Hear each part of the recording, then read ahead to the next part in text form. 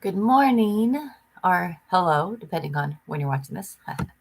My alarm is working. My alarm is going off, and I lay in my bed just just a little bit longer. And I get up, and I'm up, and it gets me a little bit to get moving because my alarm does go off at 5, and it takes me a little bit to get in here, get going. But I'm doing it, so that's great. I'm doing it. I'm doing it.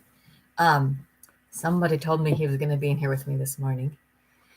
And he's like, and I was like, okay, what's video 4? You told me you're gonna do every fourth video with me, so I think this is the one you're supposed to be with me. Are you gonna get up and do it? And are you gonna set your alarm? And he's like, well, why don't you just wake me up? So I try to go in and wake him up, and I said, are you gonna get up with me? And he's like, and he didn't. So, but I can't blame the kid. He's a busy guy, and he needs his rest, and his body's growing, and so when he made the deal, I wasn't getting up at 5 o'clock in the morning doing Bible study. So maybe I could squeeze one in on the weekend and he can do it with me. Anywho, I hope everyone is having a blessed week. And I look like I just woke. Sorry. Anyways, God says, "Come as you are." Here I am. That's not what he meant, but anyways, people always say that, like I don't have any nice clothes to wear. Well, God says, "Come as you are." Anyways, we are in Isaiah 11, and let's open in prayer. Dear God, thank you for allowing us to be able to come to you. Thank you for letting us live in a country that we can even have Bibles. Thank you for allowing us to live in a country that we can come and we can publicly worship you, that we can stand as Christians and say that I am Christian, that I can go out and live my life and proclaim your word and walk by faith. And help me to do that more, oh God. I do have that right, and I can do that, Lord. And help me to do that more. Give me the strength and the courage to live by faith, walk by faith. Help me to take your word, Lord. Help me to receive it. Help me to understand it, Lord. Help me to take it piece by piece and to get what you want me to understand out of it, oh Lord. All this I do for your glory and for your honor and to worship you, oh God. I do all things for your glory, Lord. Help me to remember to put you first in all that I do. I ask you this in your name, Lord. Amen. Okay, we are in Isaiah 11, and I'm reading out of my Bible, which is the New International Version. So let's get it on. A shoot will come up from the stump of Jesse. From his roots, a branch will bear fruit. The Spirit of the Lord will rest on him, the Spirit of wisdom and of understanding, the Spirit of counsel and of power, the Spirit of knowledge and of the fear of the Lord. And he will delight in the fear of the Lord. He will not judge by what he sees with his eyes, or decide by what he hears with his ears. But with righteousness he will judge the needy. With justice he will give decision for the poor of the earth. He will strike the earth with the rod of his mouth. With the breath of his lips he will slay the wicked. Righteousness he will be his belt, and faithfulness the sash around his waist. The wolf will live with the lamb. The leopard will lie down with the goat, and the calf and the lion and the yearling together, and the little child will lead them. The cow will feed with the bear, their young will lie down together, and the lion will eat straw like the ox.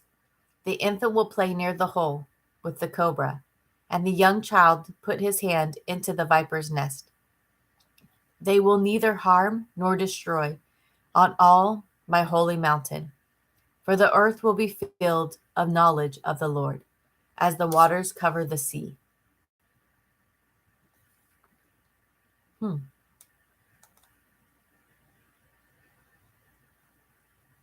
The Spirit of the Lord, sorry, I'm going back to verse 2. The Spirit of the Lord will rest on him. the spirit of wisdom and of understanding, the spirit of counsel and of power, the spirit of knowledge and of fear of the Lord. And he will delight in the fear of the Lord. So this isn't talking about Jesus is coming. This is talking about later on, I think. I think this is a prophecy like even further on, like in Revelation, that's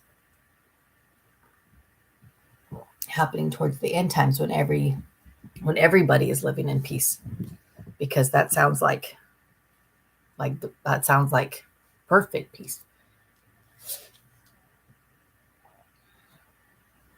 That sounds like peace that that sounds like childlike peace, like like little kids would play, that everybody can play together.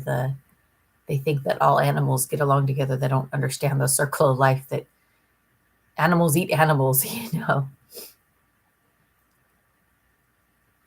Okay. In that day, I'm on verse 10. In that day, the root of Jesse will stand as a banner for the peoples. The nations will rally to him, and his place of rest will be glorious. In that day, the Lord will reach out his hand a second time to reclaim the remnant that is left of his people from Assyria, from Lower Egypt, from Upper Egypt, from Cush, from Elam, from Babylonia, from Hamath, and from the island of the sea. He will raise a banner for the nations and gather exiles of Israel. He will assemble and scattered people of Judah from the four quarters of the earth. Yeah, I don't think that I know these places still exist. I don't know if they all exist by the same name. I know I've heard of Assyria. I don't know if Assyria still exists by the name of Assyria. And I know Egypt still exists. I don't know if Cush still exists, or Elam, or Hamath, Babylonia. I don't know if that still exists by that name. So I feel like that if this would have happened, that I don't think that this has happened. I think that this still needs to come to pass. I think that this is still a prophecy that has not been fulfilled. Verse 13, Ephraim's jealousy will vanish, and Judah's enemies will be cut off. Ephraim will not be jealous of Judah, nor Judah hostile toward Ephraim. If somebody would school me on this, I would appreciate it. They will swoop down on the slopes of the Philistia to the west. I'm going to have to do some more research on this. Together they will plunder to the people to the east. They will lay hands on Edom and Moab, and Ammonites will be subject to them.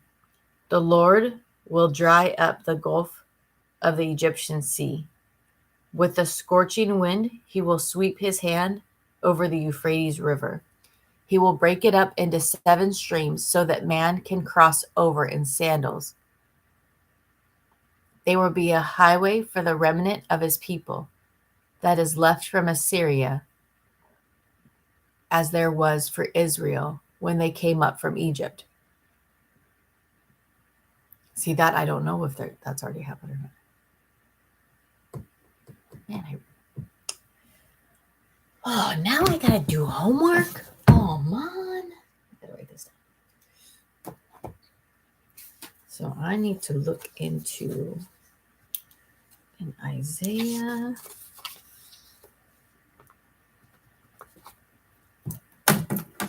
Get a pen that works. Isaiah 11, and I'm going to start looking into this on verse, I think verse 12 and then go from there. But I definitely need to look into 15 also, because to see if the river has been cut off into the streams, because that may have already happened. I don't know. That would be interesting if that part's already happened. If that part's already happened, then the rest of it's already happened. And if the rest of it's already happened, have those animals already lived together in peace? Would you know if animals live together in peace? If you weren't out there living with them. But it says that the infant could play near the hole of the cobra. Doesn't that make you think of like Mowgli in the Jungle Book? I don't know. That's what it made me think of. Okay. Anyways, let's go to chapter 12 because it's a short one and we're only at 11 minutes. We're going to keep going. Okay. I will praise you, O Lord. Although you were angry with me, your anger has turned away and you have comforted me. Surely God is my salvation. I will trust and not be afraid. The Lord is my strength and my song. He has become my salvation. With joy you will draw water from the wells of salvation. And that day you will say, give thanks to the Lord, call on his name, make known among the nations what he has done, and proclaim that his name is exalted. Sing to the Lord, for he has done glorious things. Let this be known to all the world. Shout aloud and sing for joy, people of Zion, for great is the Holy One of Israel among you. Okay, I'm going to go back up. I have a note. Chapter 11, 1 through 6, the good old days. To express his message of hope to the Israelite people, Isaiah appealed to their fondest memories. This chapter borrows images from three of the greatest events from the past: the prosperous dynasty of David when Israel was united, verse 1, the Garden of Eden, verses 6 through 9. Oh, that's when that happened. And the miracles of the Exodus from Egypt, verse 15. The miracles from the Exodus of Egypt. Okay. Whatever the state of the good old days. Wow. That's interesting. The Exodus from Egypt. What is the Exodus? The miracle of the Exodus from Egypt. I guess I have to read to figure out what that is. What is the Exodus of Egypt? That you probably find that out in Exodus. Exodus of Egypt. Okay, so I guess, so now we know the rest of it. So that was in the Garden of Eden that all happened, that everybody lived in peace together. There you go. That makes sense. Okay. The good old days, the future time of peace will exceed it. Okay, and then chapter 12, verse 6, a key phrase. The first 12 chapters contain specific messages to Judah, but now Isaiah shifts his focus to surrounding nations. He ends the first section with a reference to the Holy One of Israel, a key phrase that hints at the special relationship between God and his covenant nation. The phrase appears only 5 times in the rest of the Old Testament, but 26 times in Isaiah. That's interesting. Okay, should we go one more chapter? Let's see how long it is. Yeah, we'll go one more chapter. Let's go 13. Chapter 13. An oracle concerning Babylon that is Isaiah's son of Amoz saw. Raise up an oracle concerning Babylon that Isaiah's son of Amoz saw. Raise a banner on a bare hilltop. Shout to them, beckon to them to enter the gates of the nobles. I have commanded my holy ones. I have summoned my warriors to carry out my wrath, those who rejoice in my triumph. Listen, a noise on the mountains, like that of a great multitude. Listen, an uproar among the kingdoms, like nations massing together. The Lord Almighty is mustering an army for war. They come from faraway lands, from the ends of the heavens. The Lord and the weapons of his wrath to destroy the whole country. Wail, for the day of the Lord is near. It will come like destruction from the Almighty. Because of this, his hands will go limp. Every man's heart will melt. Terror will seize them. Pain and anguish will grip them. They will writhe like a woman in labor. They will look aghast at each other's faces. See, the day of the Lord is coming, a cruel day, with wrath and fierce anger, to make the land desolate and destroy the sinners within it. The stars of heaven and their constellations will not show their light. The rising sun will be darkened, and the moon will not give its light. I will punish the world for its evil, the wicked for their sins. I will put an end to the arrogance of the haughty, and will humble the pride of the ruthless. I will make man scarcer than pure gold, more rare than gold of Ophir. Therefore I will make the heavens tremble, and the earth will shake from its place at the wrath of the Lord Almighty, in the day of his burning anger, like a hunted gazelle, like sheep without a shepherd. Each will return to his own people. Each will flee to his native land. Whoever is captured will be thrust through. All who are caught will fall by the sword. Their infants will be dashed to pieces before their eyes. Their houses will be looted, and their wives ravished. See, I will stir up against them the Medes, who do not care for silver, and have no delight in gold. Their bows will strike down the young men. They will have no mercy on infants, nor will they look with compassion on children. Babylon, the jewel of kingdoms, the glory of the Babylonians' pride, will be overthrown by God like Sodom and Gomorrah. She will never be inhabited or lived in through all generations. No Arab will pitch his tent there. No shepherd will rest his flock there, but desert creatures will lie there. Jackals will fill her houses. There the owls will dwell, and there the wild goats will leap out. Hyenas will howl in her strongholds, jackals in her luxurious palaces. Her time is at hand, and her days will not be prolonged. I said Isaiah's son saw this. So even Isaiah's son has prophecy that Isaiah's son Amos saw. Wow. That's cool.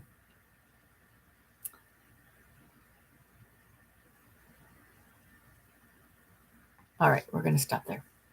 Thank you for joining me today. I hope you got something out of this. That was an interesting one. Yeah, let me know if you got something out of this. It was...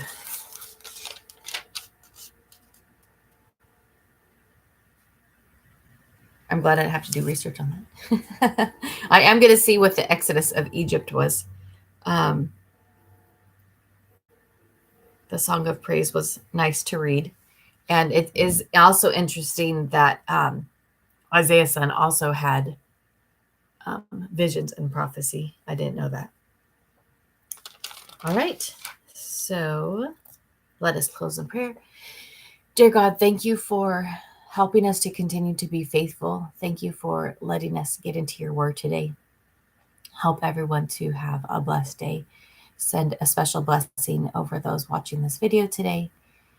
Thank you for the grace and mercies that you have given us. Help us to stay strong in our walk with you. And we ask you this in Jesus' name. Don't forget, don't let anyone steal your joy.